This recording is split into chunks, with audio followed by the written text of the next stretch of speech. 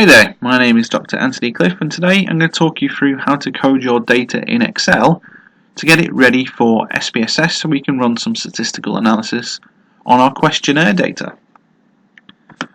So first of all, why do I choose to do this in Excel first? Well, I find Excel a really good tool for enabling you to see your raw data and see any mistakes on any spot. It's just easier to work in Excel, something that everyone's a bit more familiar with, than doing this in SPSS, which can be a little bit fiddly at times. So before we can actually code our data, we need to actually physically get our data, our raw data. So we need to get that into Excel. If you've used an online surveys, so if you've done an online survey which is online, well then you can export that data directly from online into your Excel file. There's an export button on there. Really simple to do. You don't have to do anything else, just download that particular file and then open it up.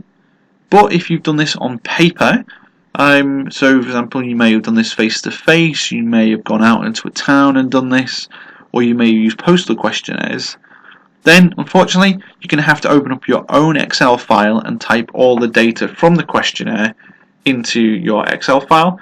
We've all been there, we've all done it. It's a lot of work, but think of the sense of accomplishment for when you do have it.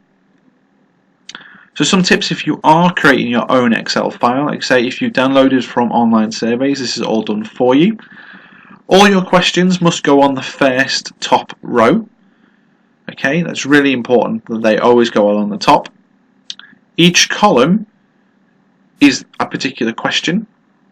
So you have your questions that go along the top, and then underneath that is where each response for that question will go. It gets a little bit more confusing if you have a multiple choice question. So if you've said to someone, here's a list of 5 options and tick all that apply, so then that could be question number 3, for example. But then each particular response, because the way SPSS understands numbers and how it works it out, each particular response for a multiple choice question has to have its own column.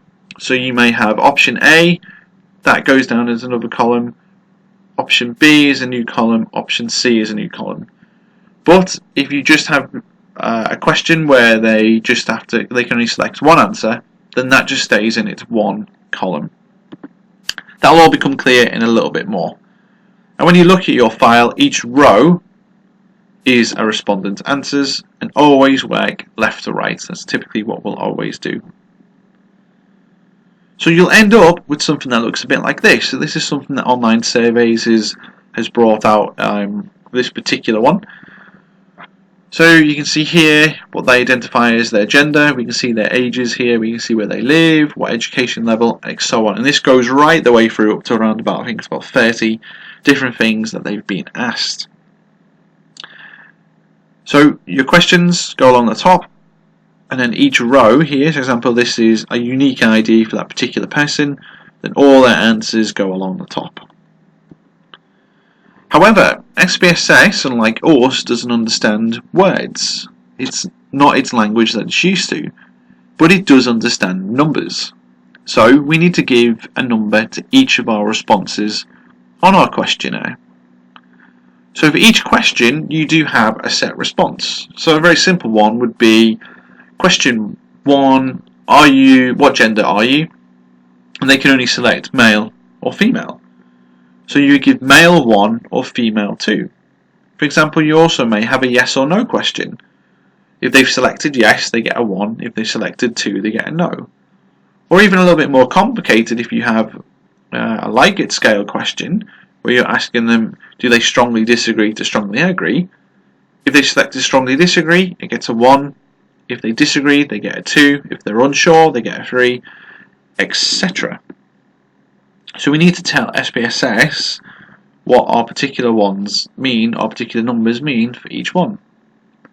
So there's 3 ways to go about generating these codes, and this is a thing called a coding frame.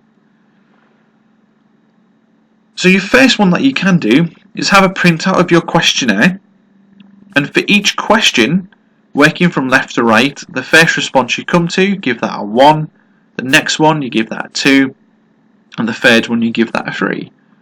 So for example, if you ask the question, how old are you, and you had 5 categories, so you had, say, 18 to 30, 31 to 40, 41 to 50, etc.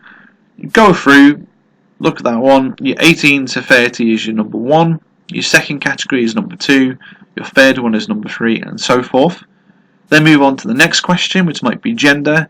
The first thing that you come across is number 1, second one, number 2, and then do that for your entire questionnaire. Then you've got that there and then on paper. You can create a code book, which is useful, I find, to do a code book. So you can either do this digitally or on a notebook. And similarly again, go through what was question 1. Okay, let's say it was gender. Okay, they could have picked male or female. Male comes first, give that a 1. Female is second, give that a 2. Next question is age. They could have picked this age group 1, age group 2. So age group 1 gets 1, age group 2 gets 2, so forth. Or, as we just seen before there, where we had all our words in our Excel file, you can just change them there and then. So, for example, come across female, so I'm going to give that a number 2. Come across male, give that a 1. However, I do recommend that you use 1 or 2 first to have a code book in front of you, or a coding frame in front of you, and then go ahead and change all that in Excel. So you end up with something a little bit like this. So this is a questionnaire coding frame. So for example, for this particular questionnaire, question 2 was gender. First thing that came across was male, that got a 1, female got a 2. Here's my different categories of age ranges, they have their individual numbers. Because when we put this in SPSS, we'll tell SPSS what those numbers relate to. So eventually, you'll end up with something that looks a little bit like this, and I'll show you a bigger Excel file in a moment of how this looks. But you'll eventually end up with loads of numbers. But you know, for example, for question 2, I know that 2 was female and 1 was male.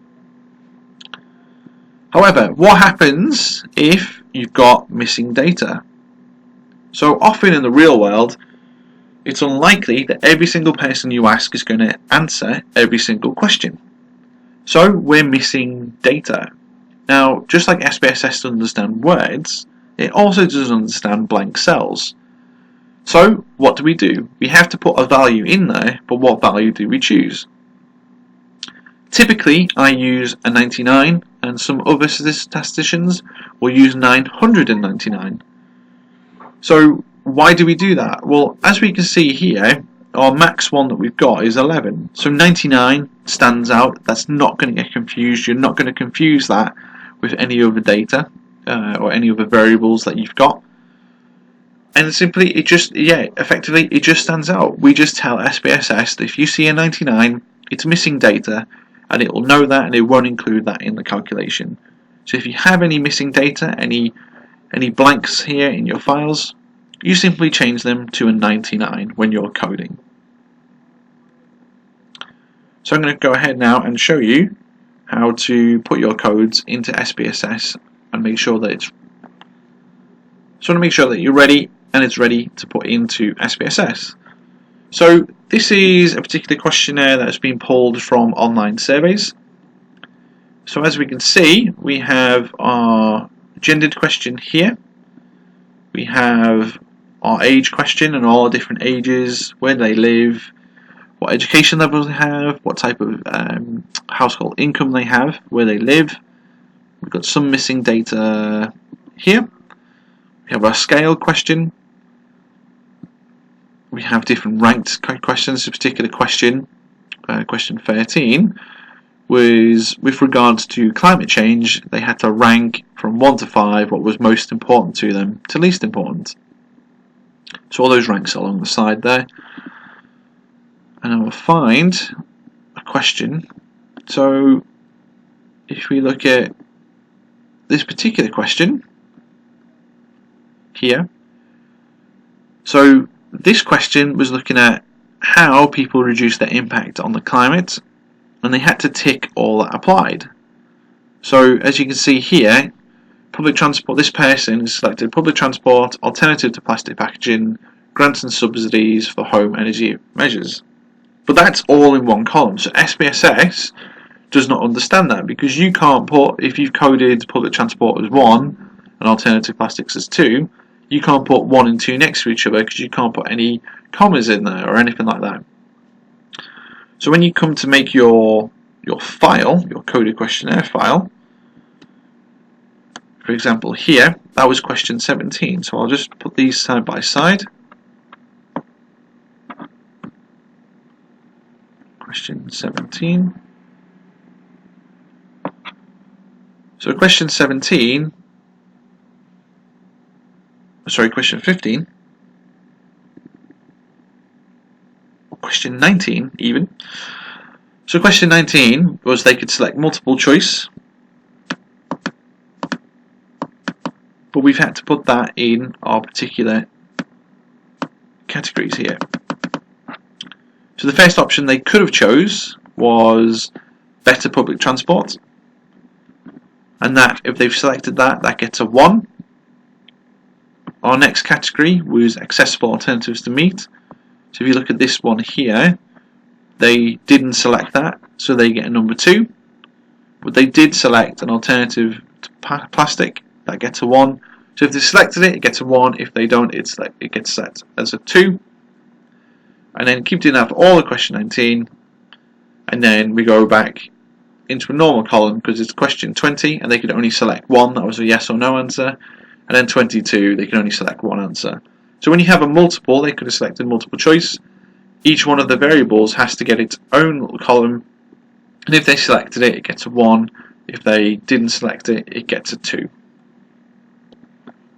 I'll also show you the coding frame for that particular questionnaire. So you can see here the gender, the age groups, and what those particular numbers mean.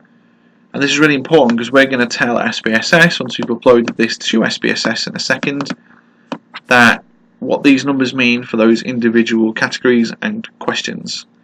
Okay, so in our next session we're going to load up SPSS and we're going to input this into SPSS and then tell it what the codes means, and then go ahead and do some data descriptives.